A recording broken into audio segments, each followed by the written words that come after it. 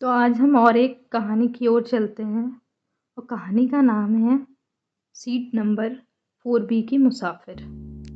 Silver ridge से शहर जाने वाली सुबह 6:15 की पैसेंजर ट्रेन में सब कुछ रोज जैसा ही था। वही पुरानी कॉफी की महक, पटरियों की खटखट और वही जाने पहचाने 40 मुसाफिर। लियो जो उस ट्रेन का कंडक्टर था, हर चेहरे को पहचानता था, खासकर सारा को, जो पिछले 50 सालों से हमेशा सीट नंबर 4B पर बैठा करती थी। सारा हमेशा एक अखबार पढ़ती थी, लेकिन आज सफर के बीच में, वैली स्टेशन के बीच, जहां ट्रेन कहीं नहीं रुकती, लियो टिकट चेक करने डिब्बे में पहुंचा। सीट नंबर 4B खाली थी। अखबार वहीं सीट पर सलीके से रखा था। सारा का कोट सीट के पीछे टंगा था। उसकी कॉफी से अभी भी धुआं निकल रहा था, लेकिन सारा गायब थी। ट्रेन 70 की रफ्तार से दौड़ रही थी और एक बंद डिब्बे की तरह थी। अगले स्टेशन तक दरवाजे इलेक्ट्रॉनिक रूप से लॉक थे। लियो ने बाथरूम चेक किया, वे बाहर से लॉक थे।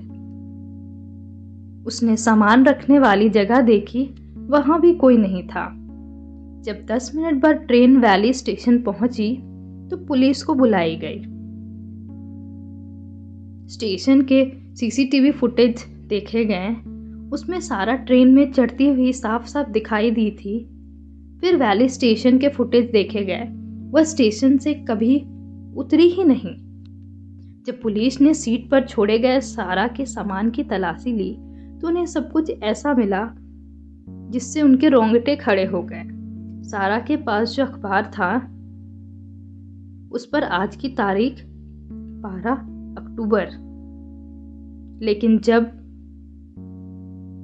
डिटेक्टिव ने पन्ने पलटे तो अखबार कुछ और ही कह रही थी।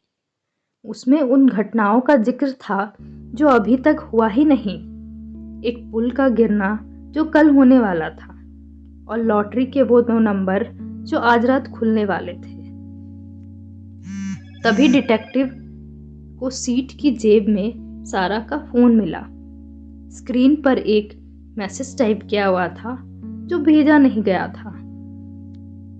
मैंने ट्रेन की आखिरी सिरा देख लिया है। मैं समय से पहले उतर रही हूँ। पुलिस ने दोनों स्टेशनों के बीच के पूरे ट्रैक की तलाशी ली। उन्हें लगा था कि शायद कोई दुर्घटना हुई होगी, लेकिन वहां कुछ भी नहीं मिला था। मगर सफर के ठीक बीचों बीच पटरियों के पास उन्हें एक चीज मिली, एक पुराना लेदर का सूटकेस जो बिल्कुल सीधा रखा हुआ था।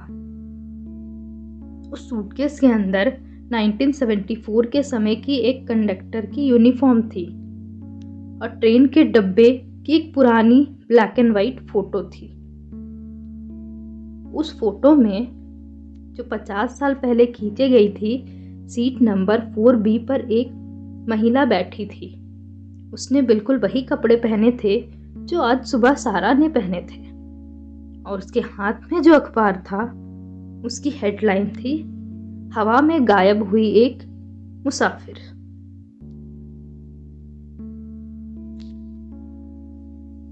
डिटेक्टिव ने जब उस 50 साल पुरानी फोटो को गौर से देखा तो उसे एक और अजीब चीज नजर आई।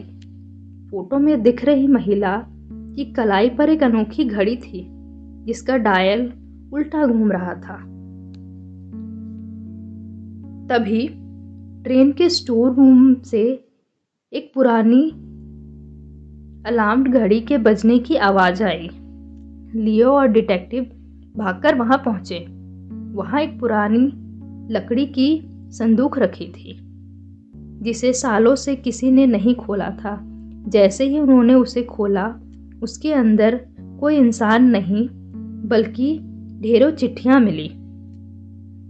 एक चिट्ठी पर एक ही तारीख थी, 12 अक्टूबर, लेकिन साल अलग अलग थे, 1974, 1985, 1996। हर 11 साल बाद की एक चिट्ठी। सबसे ऊपर रखी चिट्ठी आज की थी। उसे खोलते ही डिटेक्टिव के हाथ कांपने लगे। उसमें लिखा था, मेरा नाम सारा नहीं है, मेरा नाम समय की रखवाली करने वाली मुसाफिर है। यह ट्रेन सिर्फ पटरियों पर नहीं बल्कि वक्त के चक्र पर चलती है।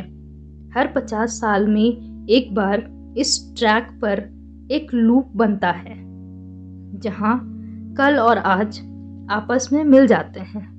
मैंने अपनी ड्यूटी पूरी कर ली है और अब मैं 1974 में वापस लौट गई हूँ ताकि इस ट्रेन को फिर से सुरक्षित चला सकूं। लियो को अचानक याद आया 50 साल पहले जब उसने पहली बार नौकरी शुरू की थी, तब एक बुजुर्ग कंडक्टर ने उसे एक सोने का सिक्का दिया था और कहा था, इसे तब तक संभाल कर रखना जब तक सीट नंबर 4B का मुसाफिर अपना अखबार ना छोड़ जाए। लियो ने अपनी जेब से वो सिक्का निकाला। जैसे ही उसने सिक्के को छुआ, सिक्के पर छपी तारीख बदल गई। अब उस पर 1974 की जगह 2025 लिखा था।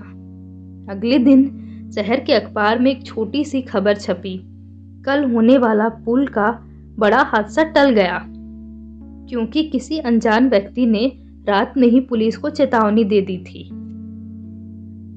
वैली स्टेशन के वेटिंग रूम में एक धुंधली परछाई देखी गई जो एक पुराने स्टाइल का कोट पहने थी और हाथों में 1974 का एक बैग लिए मुस्कुरा रही थी। सारा गायब नहीं हुई थी, उसने बस अपना स्टेशन बदल लिया था।